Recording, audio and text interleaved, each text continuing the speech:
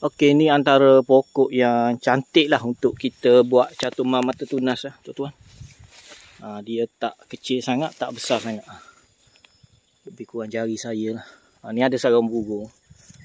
Tapi tak ada telur kat dalam ni. Jadi saya kahwin rendah je kat sini, tuan-tuan.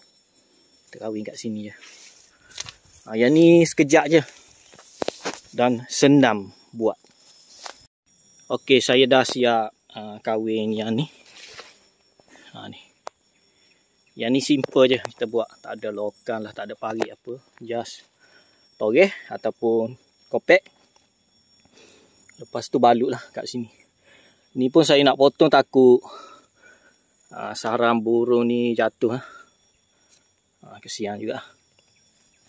Dia memang banyak lah burung. Tempat nursery saya pun sebab durian ni kalau dia dah berpucuk, banyak serangga lah datang. Jadi serangga ni makanan burung. Satu lagi kanopi pokok yang redup teduh macam ni, burung suka bersarang lah. Okey lah tuan-tuan. Lebih kurang macam tu lah. Ni penanti kampung. Ada setengah orang suka jenis macam ni. Ni saya potong buang lah. Ni boleh ada letak kat sini pun boleh. Dia jadi bajak organik ataupun buang kat tepi.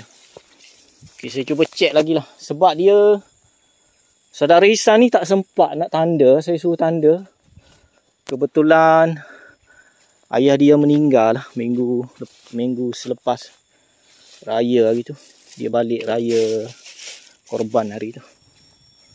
Okey, ni tuan-tuan kebun dia. Ada anak sungai kat bawah. Dia cakap sepokok kat bawah sana. Saya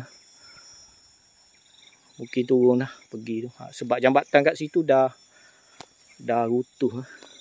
Tapi saya nak naik tengok ke atas sana. Lagi ada banyak pokok lagi.